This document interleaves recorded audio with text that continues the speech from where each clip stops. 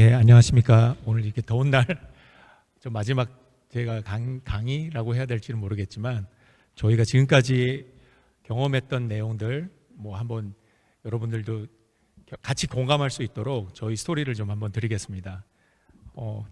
마지막 시간에서 빨리 좀 해드리면 좋겠는데, 가능하면 군더더기 없이 빨리 끝내도록 하겠습니다.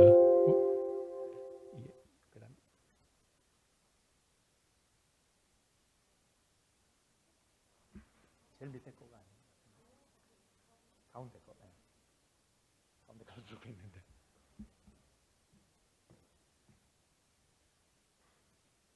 My 맞는데? My name in Second Life is Abriana 혹시 여기 Oceanside.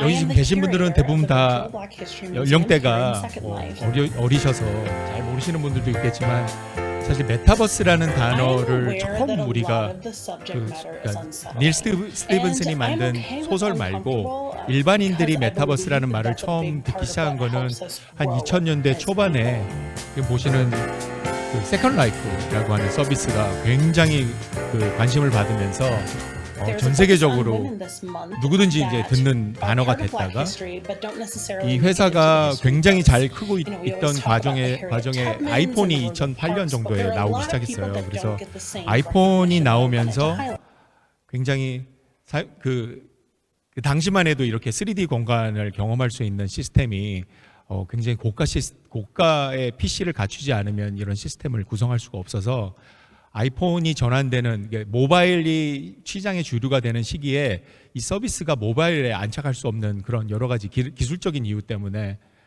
이 서비스를 일반 핸드폰에서 경험하지 못했다라는 그런 그 타이밍을 잘 못 맞춰가지고 이 서비스가 굉장히 좀 한때 굉장히 그 반짝했다가 쥐도 새도 모르게 전부 다 없어진 서비스처럼 돼버렸습니다. 그래서 세컨 라이프라고 아마 들어보신 분들도 있을 수도 있겠는데, 대부분 세컨 라이프라고 하시면 아마 지금 말씀드리면 예전에 한때 이런 가상 공간들을 만든 서비스가 아닌가라고 생각하시는 분들이 더 많을 거라고 생각해요. 이게 이제 메타버스라고 하는 그런 단어를 만들어서 주도했음에도 불구하고 이게 이제 수그러들고, 모두 대부분의 사람들이 지금 메타버스를 다 기억하지 못하고 있을 때, 로블록스라고 하는 회사가 최근에 한 3년 전인가 아주 혜성과 같이 나타나가지고 메타버스 상장을 하는 바람에 일반인들도, 저 심지어는 정말 제가 술집에 가니까 옆에 앉아 계시는 분들, 그 나이 드신 할아버지 할머니들도 메타버스라고, 그분들은 메타버스라는 서비스나 이런 어떤 문화적인 현상에 관심이 있으신 게 아니라 주식에 관심이 있으신 분들이 대부분 다 그런 얘기를 많이 하시기 시작했죠. 그래서 메타버스를 일반화하는 과정에서 이렇게 굉장히 곽광을 받았던 회사도 있었지만, 지금은 또 다른 회사가 그 모멘텀을 지금 주도하고 있는데, 메타버스에 대한 여기 계신 분들도 여러 가지 어떤 학술적인 설명, 그 다음에 학술적인 컨셉 이런 것들 많이 들어보시고 또 공부도 하셨을 거라고 저는 생각하고 있습니다. 이런 내용도 좀 많이 보셨을 거예요. 이건 제가 만든 장표가 아니라 어떤 그 증권사의 애널리스트가 메타버스라는 이런 거야라고 해서 정리하는 과정에서 이런 내용들이 좀 나온 것 같습니다. 그래서 메타버스라는 이런 거고, 그 다음에 또 기존의 컨셉추얼하게 또는 철학적으로 장자의 호전몽과 비슷하다, 이런 말씀 들어보신 분들 계실 거라고 저는 생각하고 있습니다. 저희가 회사에서도 메타버스를 정의하는 여러 가지 일련의 일들을 하다 보니까, 메타버스가 지금 최소한 메타버스라고 하면 이런 4가지 기능들이, 좀 피처들이 좀 들어가야 된다라는 이야기들을 많이 하고 계십니다. 지금 보시는 것처럼 오픈월드, 그냥 어떤 특정한 스토리를 저희가 소비자가 소비하는 게 아니라 누구든지 이제 걸어 다니면서 다양한 경험들을 할 수 있는 것들을 이제 오픈월드라고 하죠. 그게 아마 게임 하시는 분들은 그랜드 세프트 오토라는 게임들을 하신 분들이 계실 텐데, 그런 것처럼 어떤 특정한 목적이 없이 또는 스토리 라인이 없이 그냥 계속 그 오픈월드에서 내가 하고 싶은 행동을 하는 거, 그게 이제 보통 오픈월드라는 말을 많이 하고요. 샌드박스라고 하는 말들도 아마 들어보셨을 거예요. 그러니까 특정한 어떤 컨텐츠를 갖고 있지 않고, 샌드박스라고 해서 사용자가 직접 그 도구들을 이용해서 수많은 컨텐츠들을 만들 수 있도록 해주는 게 이제 샌드박스 기능이라고 합니다. 그리고 또 굉장히 또 중요한 컨셉이 자신을 그 3D 공간 안에서 대신할 아바타. 보통은 뭐 3D 몰입형 아바타들 뭐 많이 쓰시고 계시니까 아바타라는 기능을 이용해서 내가 실제 공간에 들어가 있는 게 아니라 내가 보고 있는 공간 안에 나를 대신할 수 있는 뭔가 나의 대체제가 들어가 있어야 되잖아요. 그래서 아바타라는 그런 기능들을 쓰고 있고요. 최근에 이제 웹3라고 하는 그런 기능까지 포함해서 물론 뭐 게임에는 이미 그런 경제 활동을 할 수 있는 시스템이 이미 뭐 3D 게임 같은 그런 잘 나가는 게임 공간 안에는 잘 돼 있지만 메타버스 안에도 이렇게 가상 경제를 만들 수 있는 그런 기능들이 들어가 있어야 뭐 우리가 흔히 말하는 제대로 된 메타버스라고 이제 저희가 정의를 뭐 저희도 그렇고 많은 업체들에 계시는 분들 또는 뭐 학계에 계시는 분들이 정의를 하고 있습니다. 뭐 아마 또 이런 정의도 한번 보셨을 것 같아요.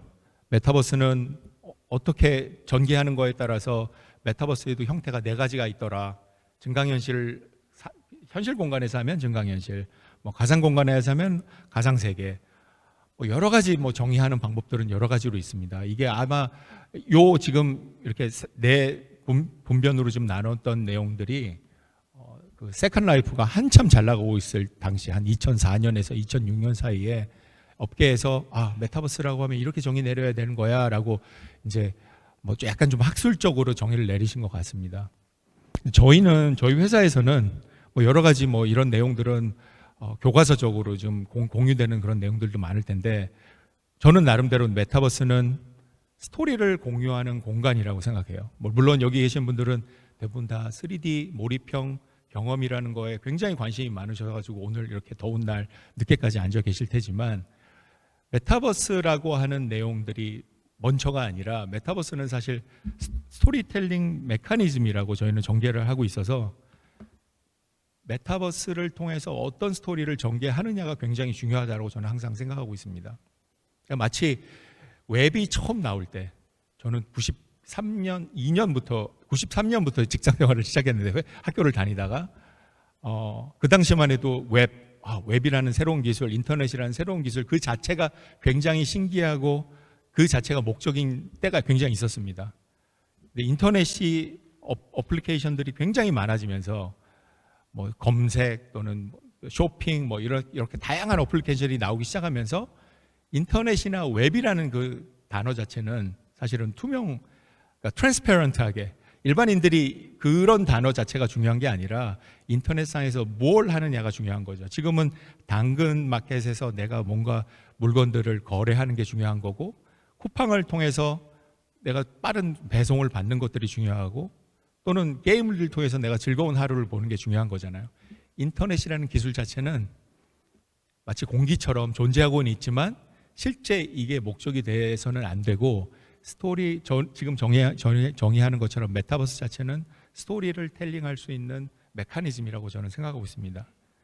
지금 제가 이게 컨텐츠를 애플의 키노트로 만들고 이걸 PPT로 변환하다 보니까 좀 약간 이상해졌는데 이거를 예를 들면 삼국지나 삼국지 연의 이렇게 비교를 할 수 있을 것 같아요. 삼국지는 실제 정사죠. 그래서 실제 역사서이기 때문에 뭐 더 이상 바꿀 수 없는, 더 이상 우리가 변화할 수 없는 유니버스, 실제 우주를 담고 있고, 메타버스는 그 우주를 기반으로 해서 뭐 다양하게 파생될 수 있는 새로운 형태의 스토리텔링 메커니즘. 그래서 삼국지 연의는 실제 존재하지 않는 내용이지만 그래도 유니버스를 기반으로 해서 만들었기 때문에 저는 뭐 삼국지 연의 같은 그런 소설, 모든 소설, 모든 스토리, 모든 영화는 다 메타버스라고 저는 생각하고 있습니다.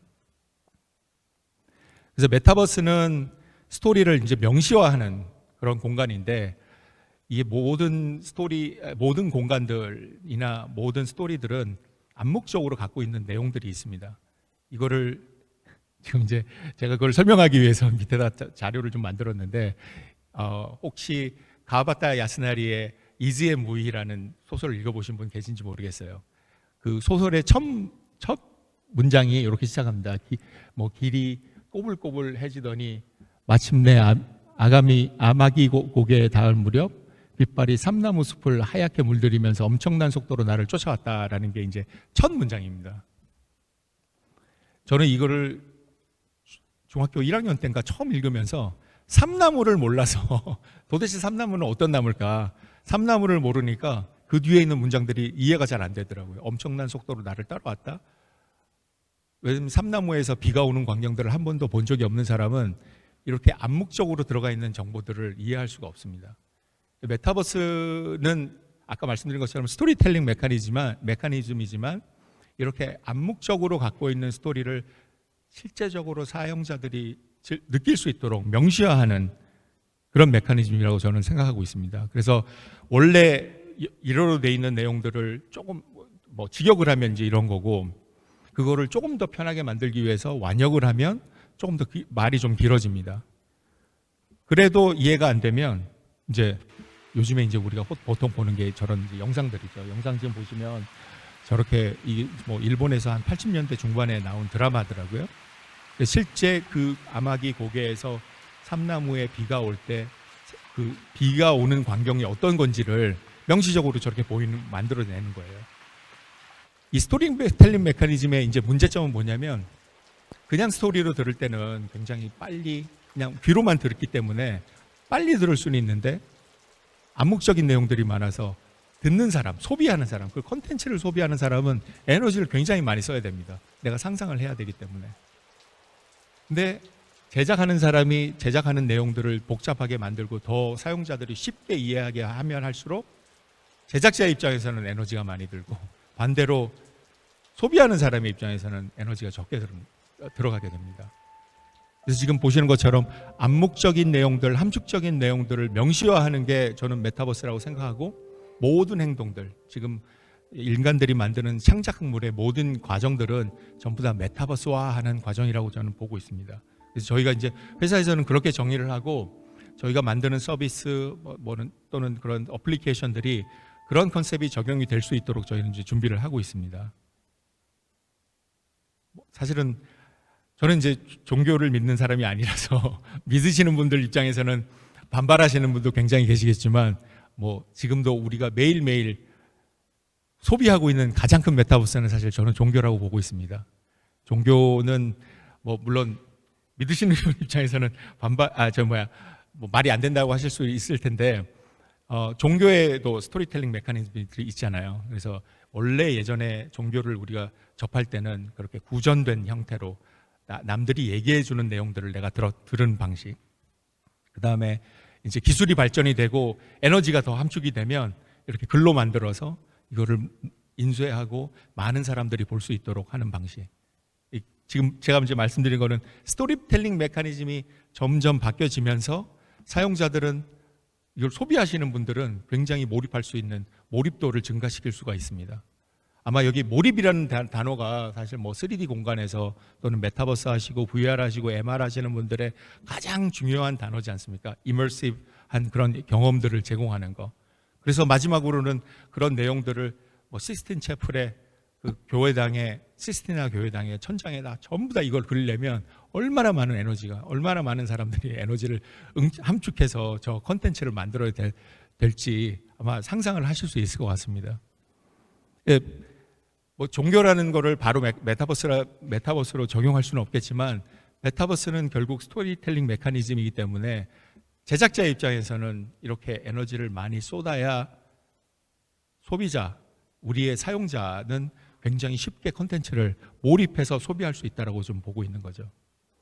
저희는 좀 독특하게 현실 세계 메타버스라는 그런 단어를 좀 쓰고 있는데, 현실 세계, 그러니까 현실 공간 위에 메타버스를 가져오는 일들을 저희가 지금까지 오랜 기간 동안 경험을 하고, 그러면 현실 세계 메타버스라고 하는 거는 아까 말씀드린 것처럼 메타버스 자체는 현실 위에서 메타버스는 스토리를 텔링 메커니즘으로서 스토리를 공유하고 명시화하는 그런 메커니즘이라고 하면, 현실 공간 위에 그런 컨텐츠를 가지고 와서 현실 세계가 갖고 있는 뭐 내포하고 있는 암묵적인 그런 컨텐츠, 또는 현실과 연결될 수 있는 여러 가지 형태의 새로운 암시적인 컨텐츠를 명시화할 수 있는 게 저는 현실 세계 메타버스라고 좀 생각하고 있습니다. 그래서 결국은 이런 일들을 저희가 하다 보니까 사용자들이 굉장히 쉽게 굉장히 짧은 시간 동안 저희가 전달하는 콘텐츠를 즐기면서 빨리 몰입하게 하려면 여기 많은 분들이 아마 이런 메타버스 또는 VR 콘텐츠를 제작하시는 분들이라고 저는 생각하고 있는데 제작자 입장에서는 굉장히 많은 에너지가 필요로 합니다. 그래서 굉장한 엔트로피가 좀 증가를 하고 반대로 또 소비하시는 분들은 엔트로피가 감소하는 경험들을 통해서 실제 사용자 입장에서는 이제 몰입할 수 있는 그런 메커니즘을 이제 제공해 드리는 거죠. 그래서 이런 몰입감을 현실 공간에서 직접 느끼실 수 있도록 하는 것을 저희가 이제 더블미라는 회사가 지금까지 현실 세계 메타버스라는 말을 통해서 좀 전달하려고 굉장히 좀 노력을 하고 있습니다.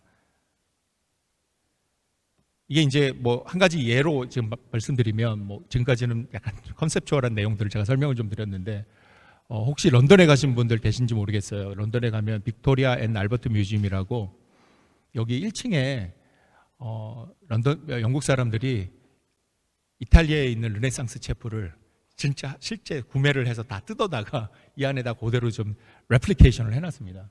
저 안쪽에 보면 좀 어두운 공간이 있잖아요. 그 안에 들어가면 그 실제 교회당을 그대로 만들어 놓으셨어요. 실제 공간이 갖고 있는 어떤 맥락적인 정보가 있잖아요. 여기서 교회당이 르네상스 시대의 교회가 이렇게 생겼구나라는 그런 정보를 전달하기 위한 또는 또 이 안에 들어갔을 때 종교를 믿으시는 분들은 굉장히 또 성스러운 느낌을 아마 받으실 거라고 저는 생각하고 있습니다. 근데 이 물리적인 공간이 갖고 있는 맥락들을 갖고 있는 분명히 암시적인 그런 콘텐츠들을 그럼 어떻게 꺼내올 거냐 라는 관점에서 저희가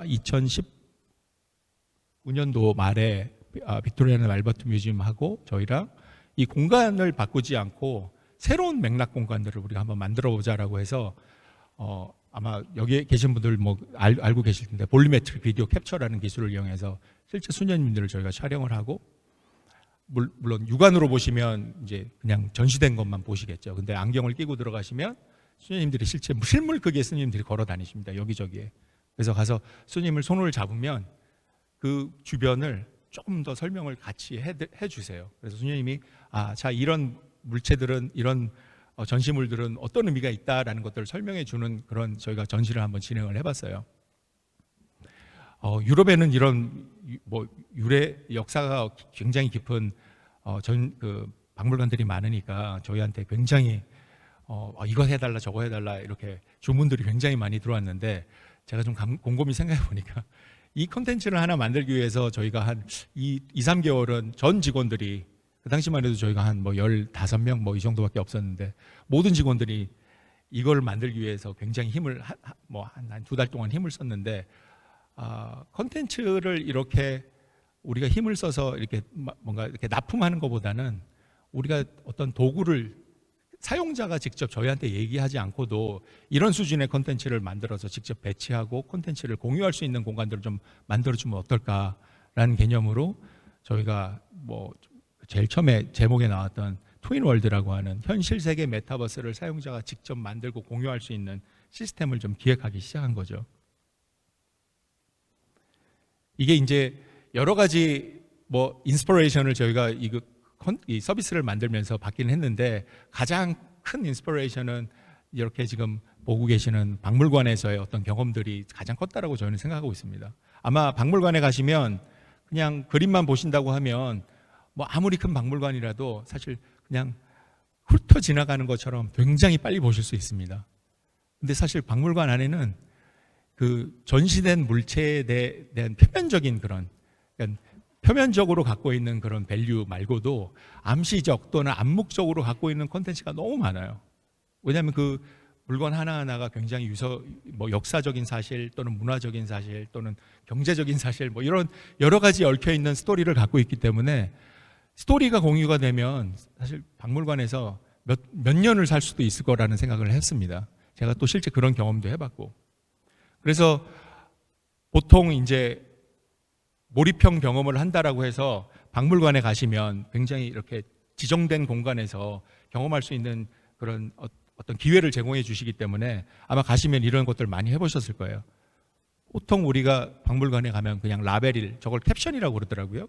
저렇게 작은 글을 읽고 이건 어떤 거구나라고 해서 어떤 특정한 그 맥락으로 그 캡션들을 만드십니다. 보통은 역사적인 사실, 물건은 어떤 재료로 만들었는지, 누가 만들었는지, 언제 만들었는지 이런 내용들이 이제 대부분 다 들어가 있고요.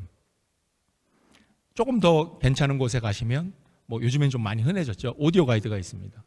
이것조차도 제작자가 전달하고 싶은 특정한 맥락을 갖고 있기 때문에 오디오 가이드가 끝나면 더 이상 박물관에 있을 이유가 별로 없습니다. 아마 박물관 다 가보셔서 알겠지만 박물관이 너무 재밌는 곳임에도 불구하고 실제 들어가시면 전체를 한번 경험해 보시고 박물관을 매일매일 가시는 분들은 거의 없습니다. 아마 한번 가시면 한 2, 3년 이후에 한번 가시든지 한 몇십 년 이후에 가시든지 아마 그럴 거라고 저는 생각하고 있어요. 그래서 박물관 경험에 가장 좋은 거는 이렇게 실제 사람이 이런 숨어있는 맥락들을 스토리화해서 전달해 주시는 뭐 가이드나 도슨트를 통해서 경험하시면 되게 좋죠.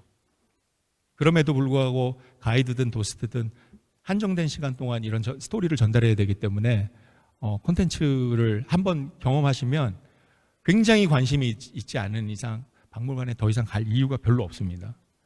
그래서 저희 같이 이제 이런 기술들을 만드는 회사들이 이렇게 디지털 가이드라는 것들을 만들어서 아마 요즘에 박물관에 가시면 없는 곳이 없을 정도로 이제는 흔해졌습니다. 이게 문제가 뭐냐면 아무리 디지털 가이드를 만들고 3D 공간을 만들고 MR을 만들어도 경험할 수 있는 건 한 가지예요. 또는 두 가지. 뭐 여러 가지를 더 경험할 수 있으면 좋겠죠. 아마 여기 계신 분들 아마 직접 만들어 보셔서 알겠지만 가격이 이게 하나를 만들어도 몇 천만 원에서 몇 억 뭐 이런 식으로 올라가기 때문에 박물관에서도 굉장히 많은 콘텐츠들을 막 무슨 차림표처럼 만들어낼 수가 없습니다. 그래서 가시면 너무 좋은데 한번 보면 끝. 사실은 이 경험에 들어간 에너지의 에너지 노고를 생각하면 결국 캡션이 제공하는 그런 내용이나 오디오 가이드나 도슨트가 설명해 주는 거랑 거의 다를 바가 없습니다. 왜냐하면 한 가지 맥락밖에 전달을 못하기 때문이죠. 그래서 저희가 저희 서비스를 처음 만들 때 가장 핵심으로 생각했던 건 뭐냐면 제작자 중심의 스토리텔링은 더 이상 뭐 물론 의미가 있는 것도 있습니다. 뭘 조금이라도 하시려고 하시는 분들은 의미가 없다. 사용자가 직접 참여해서 스토리텔링을 할 수 있는 공간을 만드는 게 굉장히 중요할 것 같다. 사용자가 직접 새로운 맥락들을 만들어내고 그것들을 공유함으로 해서 같은 공간에서도 수많은 경험들을 진행할 수 있도록, 그래서 그 서비스를 목표로 해서 저희가 한 1년 동안 기획을 하고 만들고 난 게 이제 트윈월드입니다. 물론 아직도 뭐 저희가 처음에 서비스를 집중했던 대상들이 홀로렌즈라고 하는 굉장히 고가의 단말이잖아요. 그 홀로렌즈에 집중을 하고 있기 때문에 사용자가 증가하는 그 그로스 레이트이 그렇게 빠르게 올라가고는 있지는 않지만 그래도 꾸준히 사용자를 증가시키고 최근에 이제 저희가 메타 퀘스트 프로, 그다음에 퀘스트 2, 그리고 이제 다음 달에 이제 나올 퀘스트 3를 맞춰서 메타에 지금 릴리즈를 한 상황이기 때문에 앞으로 사용자는 더 늘 거라고 생각하는데, 가장 중요한 거는 사용자가 개인이 맞는 맥락을 만들어서 공유할 수 있도록 하는 거. 이거를 가장 잘하는 데가 어디입니까? 유튜브죠. 유튜브가 들어가시면 사실 유튜브 한 4, 5년 전만 해도 유튜브에 뭐 그지 같은 쓸데없는 콘텐츠가 많아. 근데 유튜브 보시면 대부분 들어가서 뭐 유튜브 보통 보시면 뭐 한 20분, 30분 이상 보시잖아요. 뭐 저녁에도 그러시고. 대부분 콘텐츠가 의미 있는 콘텐츠가 별로 없어요. 대부분 일반 사용자들이 자기가 생각했을 때 괜찮다는 맥락 정보를 담아서 남들한테 발신하면 공감하시는 분들은 너무 재미있는 거예요. 공감 안 하시는 분들은 재미가 없죠. 그래서 저희도 일반 사용자들이 직접 참여해서 할 수 있는 그런 서비스가 뭘까라는 고민으로부터 시작한 게 이제 현실세계 메타버스 트윈월드라고 트윈월드를 그렇게 이제 개발을 시작했습니다. 이게 이제 박물관에 갔을 때 일반인들이 할 수 있는 거는, 이거는 이제 제 관점에서 이제 박물관에 갈 때마다 생각한 건데, 박물관의 서양화를 보면 대부분의 인물들이 이 공통점 지금 보시는 것처럼 인물들이 대부분 웃고 있지 않습니다. 내셔널 갤러리, 제가 이제 런던에 저희가 지사가 있어서 내셔널 갤러리 근처에 이제 집을 얻어서 내셔널 갤러리를 굉장히 많이 자주 다녀봤는데, 거기에 있는 그 전시된 그 명화 중에 한 8점, 9점 정도가 웃는 얼굴이 있고 나머지는 전부 다 웃는 얼굴이 없어요. 그러면 이런 거를 예를 들어서 박물관에서 준비를 하신다고 하면 도슨트 하시는 분들이나 학예사 분들이 이걸 다 준비하셔가지고 콘텐츠를 겹겹이 쌓아놓으셔야 돼요. 근데 그렇게 하면 되게 좋기는 하겠지만 이 한정된 예산, 한정된 자원, 인력들 때문에 그렇게 콘텐츠를 만드시는 것도 불가능합니다. 만약에 이렇게 누구든지 참여해서 콘텐츠를 만들 수 있다면 박물관이라는 그 좋은 정말 콘텐츠를 모아놓은 곳에 사용자가 직접 콘텐츠가 아니라 새로운 맥락을 찾아내게 할 수 있다면 어떨까라는 관점에서 저희가 이제 아까 말씀드린 것처럼 시작을 한 겁니다. 그래서 도대체 웃는 얼굴이 좀 없고 몇 개밖에 없는데 왜 웃는 사람이 없을까? 이런 거는 뭐 우리나라 같은 경우는 대부분 요즘에 보면 성인들의 뭐 반 이상이 대학을 나오신 분들이잖아요. 다 똑똑하신 분들인데 그분들이 직접 참여해서 콘텐츠를 만들고 남들이랑 공유한다라고 그러면 이렇게 의미 있는 콘텐츠가 아니더라도 정말 수많은 콘텐츠가 나올 거라고 좀 생각했어요. 이것뿐만 아니라 아이들이 가서 내가 볼 때는 이 콘텐츠, 이 전시를 보는 순서가 이 순서가 아니라 다른 순서가 돼야 되는데 왜 이렇게 순서를 이렇게 만들어 놨을까라고 하면 누구든지 거기다가 뭐 디지털이 됐던 오디오가 됐던 콘텐츠를 만들 수 있도록 해주면 박물관뿐만 아니라 모든 장소가 새로운 형태의 플레이그라운드가 될 거라는 생각으로 저희가 이제 서비스를 이제 만들기 시작했습니다. 그래서 현실세계 메타버스 트윈월드를 저희가 만들 때는 정말 스토리를 누구든지 바보라도 정말 컴퓨터를 잘 모르시는 분들도 쉽게 만들 수 있도록 해야겠다라고 생각을 했고, 만들어진 스토리가 현실 공간 위에서 좀 새로운 형태의 맥락 정보로 다른 사람이랑 공유할 수 있는 그런 형태가 좀 돼야 되겠다. 그리고 수많은 사람들이 그 공간에 같이 와서 공유할 수 있는 서비스를 만들면 어떨까라는 개념으로 한 1년 동안 저희가 좌충우돌 하면서 베낄 수 있는 그 선례가 없어서 여러 가지 저희가 시행착오를 좀 많이 거쳤고요.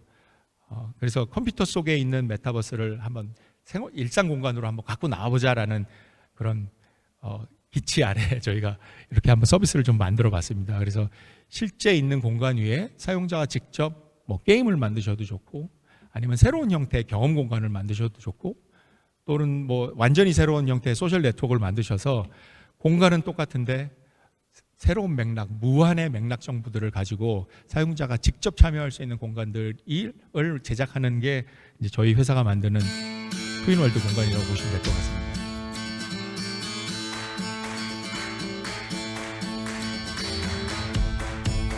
굉장히 초기에 저희가 만든 그 프로모 릴인데, 지금 보시는 것처럼 사용자가 저희가 준비한 여러 가지 물체 주머니에서 콘텐츠를 꺼내서 여기저기에 원하는 곳에다가 배치하면 그거 배치한 것만으로도 콘텐츠가 완성이 되는 그런 서비스 한번 만들어 보자는 생각으로 시작을 했고요.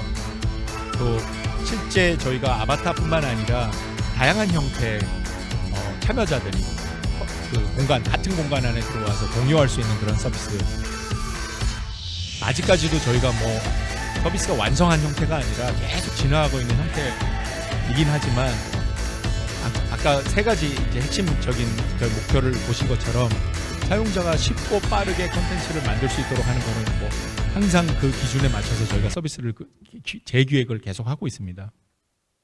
그래서 사용자는 안경 또는 핸드폰을 통해서 실제 공간들을 걸어 들어가고 원하는 공간 위에다가 내가 원하는 물체들을 배치할 수 있도록 해서 굉장히 쉽게, 낮은 레벨에서는 그냥 단순한 인테리어 재배치하듯이 콘텐츠를 만드실 수도 있고, 조금 높은 레벨에서는 지금은 이제 스크립트 언어를 통해서 실제 콘텐츠를 제작하는 것까지도 지금 진화를 하고 있습니다.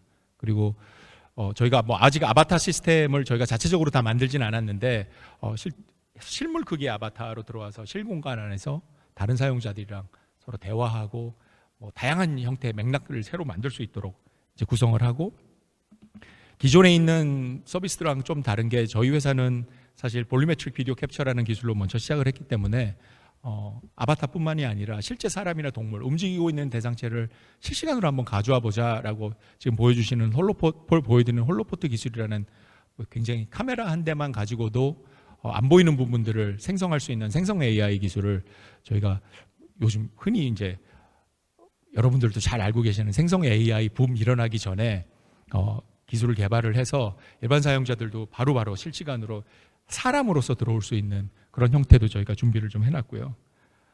움직이고 있는 대상체 하고 나니까 뭐 정지된 대상체는 조금 더 쉽더라고요. 그래서 실제 움직이고 있는 대상체 물건, 그러니까 움직이고 있는 그 대상체, 동물과 사람 같은 그런 대상체뿐만 아니라 공간도 실시간으로 스캐닝해서 다른 공간에다가 전송할 수 있는 그런 기술들을 통해서 저희 공간에서 현실 공간에서 콘텐츠가 공유가 되겠지만 그래도 새로운 형태 경험들을 제공하는데 굉장히 지금 집중을 하고 있습니다.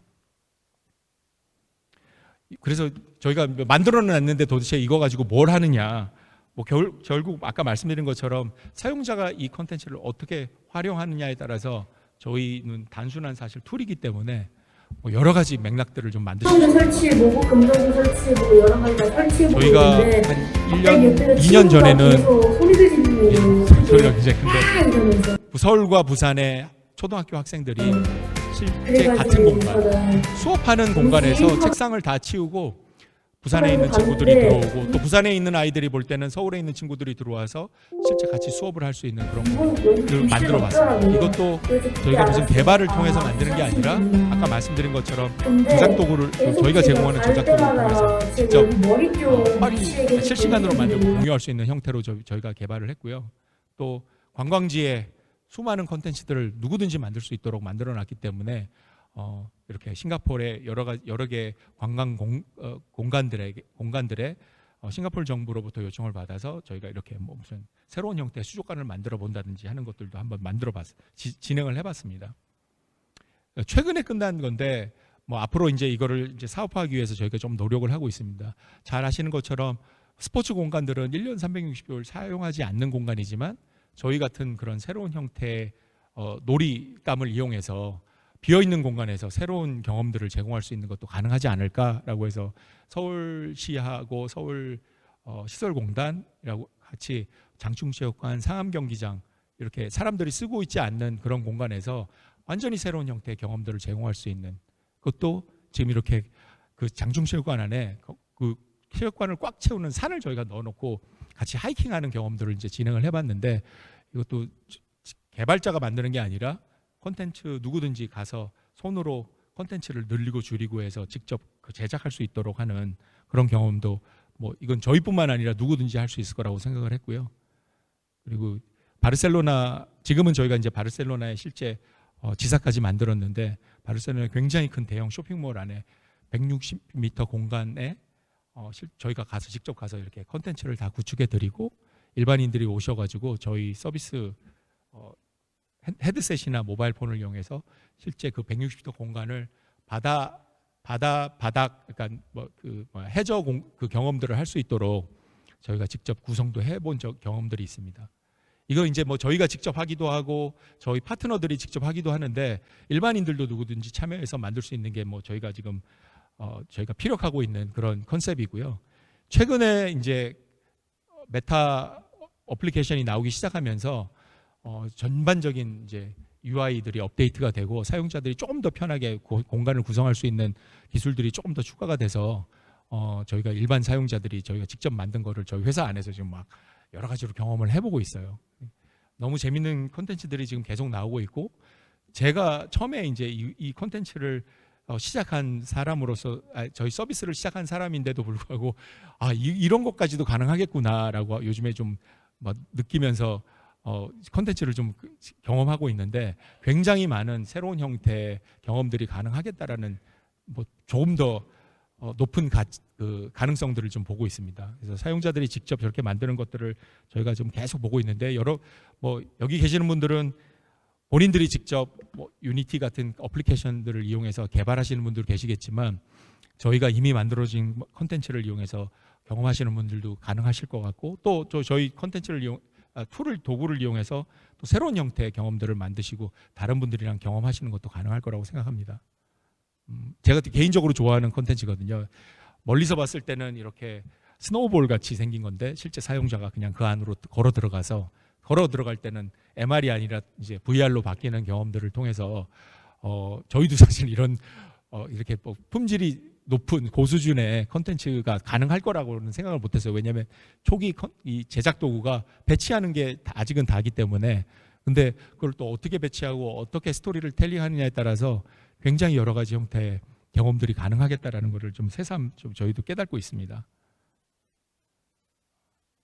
이거는 조금 시간이 걸린 콘텐츠라고 하더라고요. 그래서 굉장히 콘텐츠 예전에는 사실 저희가 준비한 한 3,000개의 물체들만 이용해서 재활용을 하셨는데 지금은 본인들이 만들어 놓은 콘텐츠를 바로 업로드할 수 있도록 해놨더니 조금 더 복잡한 콘텐츠, 약간 인터랙티브 콘텐츠도 만드시고 계시고 또 저희가 올해 한 11월 정도에는 이제 스크립트 언어가 이제 나오기 시작해서 이제 이렇게 구축을 한 공간 안에서 바로 스크립트를 이용해서 인터랙티브한 콘텐츠를 제작할 수 있도록 하는 것들도 가능하게 됩니다. 그러면 지금 보시는 콘텐츠보다도 더 발전된 상황에 서비스가 가능할 거라고 생각하고 있습니다. 최근에 이제 저희가 가장 재밌게 지금 즐기고 있는 현상들은 뭐냐면 사용자가 직접 이렇게 와서 하는 것뿐만 아니라 작년 한 가을부터 서드 파티, 그러니까 여러분들이 이제 회사를 만드시면 저희의 파트너 회사들 같은 업체들이 저희한테 와서 더블미의 이 트윈월드가 너무 좋은데 트윈월드의 모든 기능이 다 필요하지는 않고 일부 기능을 이용해서 자기가 빨리 좀 서비스를 만들어 보고 싶다, 애플리케이션을 만들어 보고 싶다 하시는 분들이 이제 생기기 시작했어요. 그래서 저희가 그분들이랑 같이 파워드 바이 트윈월드에서 트윈월드가 기반이 되고 본인들이 전달하고 싶은 맥락들을 새로 만드는 형태의 서비스를 지금 저희도 일부 좀 도와드리고 그분들이 열심히 같이 좀 만들고 있습니다. 그래서 저희가 그거를 이제 만들어야 되는데 제가 요거는 지금 뒤에서 다시 한번 보여드리고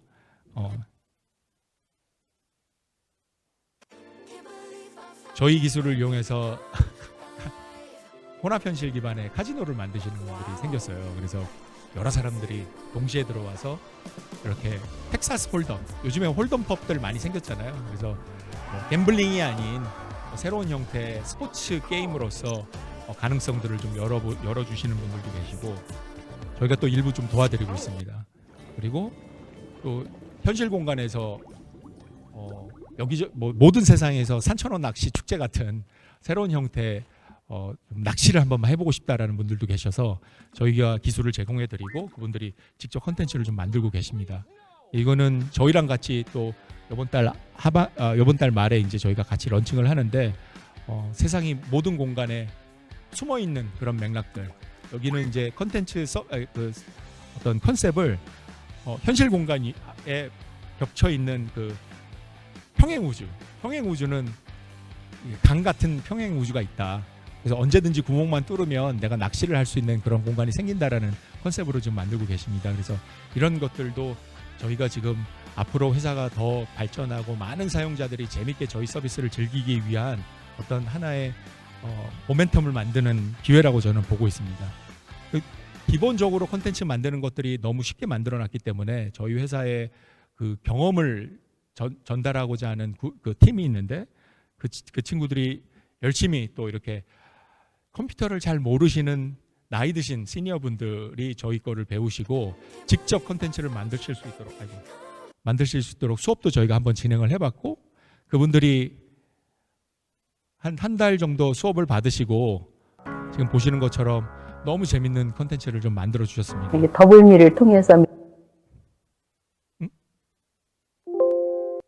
메타버스와 연결이 되고 보게 되니까 나는 그냥 늙은이가 아니다. 시니어들 하면은 뭔가 편견에서는 더 이상 뭔가 발전을 할 수 있는 게 없다고 생각할 수도 있고 또 기계라고 하는 것은 저희 우리하고는 좀 지하에 동떨어진 한 90명 정도 인생을 이렇게 돌아보게 경험할 수 있는 되고 공간을 이 저희가 과정을 만들어 거치면서 드렸는데 그래서 이분들이랑 여기서 수업을 같이 받으신 함께 할 수 할머니 있는 할아버지 분들이 이런 것들을 직접 만들었으면 저렇게 좋겠다는 콘텐츠 생각이 인생의 한 좀 장면을 많아졌어요. 메타버스화하고 내가 펼쳐왔던 작가의 저희가 꿈이 심지어 같이 한눈에 볼 수 전시를 있게 하는 전시를 기회를 열어주시니 우리 전시를 식구들에게도 해보니까 또 좋은 선물이 이런 될 것 맥락들을 같습니다. 이해하시는 가족분들은 메타버스 어떤 얘기하고 가족분들은 VR 얘기하고 우셨다고 하는데 하는 그런 얘기까지 것들 실제 들어봤어요. 체험하는 그래서 것들이 되게 이 저한테는 소중한 메타버스가 시간이었고 저를 지능도시키게 만든 컨텐츠 저희가 이제 그런 아까 흐름 것 같아서 나이 든 사람들은 제작하는 아, 사람 늙은이가 뭘 해? 아무것도 모르는데 여기 어디 제작도 가서 뭘 뭘 할 잘 수 만들면 있을까? 만들수록 뭔가 우리가 아직도 할 수 있다. 소비하시는 막상 분들은 교육을 굉장히 쉽게 받아보고 소비하시는 것뿐만 아니라 이렇게 전시까지 그 마무리를 소비 자체가 하고 보니 단순히 그냥 우리는 할 수 재밌다 안 있는 재밌다 것이 많다. 그냥 몰입감을 와도 굉장히 된대요. 느낄 수 있는 좀 더 그런 제공을 노년이 할수 있을 거라고 의미 저는 있어지지 생각하고 있습니다. 않을까. 지금까지 갖고 있는 제가 조작이 좀 미숙해서 죄송합니다. 저희는 궁극적으로 내부적으로는 저희가 세계 2.0, 월드 2.0이라는 세계를 우리는 만드는 회사다라는 얘기를 계속하고 있는데 요 지금 영화 보신 분들 계실 겁니다. 발레리안이라고 하는 영화인데 룩베송 감독이 만든 영화죠. 뒤에는 원래는 사막이었는데 안경을 끼고 들어가면 사막이 아니라 굉장히 큰 도시가 나타납니다. 이거를 이 영화 안에서는 빅 마켓이라고 하더라고요. 그래서 수많은 콘텐츠들이 저렇게 존재하고 이게 한 계층이 아니라 지하도 있고 위에 꼭대기층도 있고 해서 이 공간을 걸어 들어가면서 그러니까 육안으로 볼 때는 사막을 걷는 사람이지만 걷고 있는 사람들한테는 이렇게 거대한 도시가 나타나는 새로운 경험들, 이게 이제 저희가 회사가 목표하는 방향이고, 영화를 딱 보는 순간 제가 이거 우리가 하고 싶은 얘기를 너무 잘 담아놨구나라고 해서 제가 항상 영상을 가지고서 다른 사람들이 보여드리고 있는데, 이 많은 콘텐츠들을 저희가 직접 할 수가 없습니다. 이게 이제 저희 사용자가 이제 참여해서 직접 만드시는 분들도 계실 테고, 또 서드 파티 저희의 파트너분들이 또 같이 참여해서 만드시는 분들이 분명히 계실 거라고 저희는 생각하고 있고요. 이렇게 좀 저희가 성공 스토리를 좀 잘 만들어서 메타버스 또는 이거 실감 경험을 하시는 분들도 굉장히 저희를 발판 삼아서 성장할 수 있는 그런 또 기회를 또 한번 또 만들어 보겠습니다. 도움이 되셨으면 좋겠습니다. 감사합니다.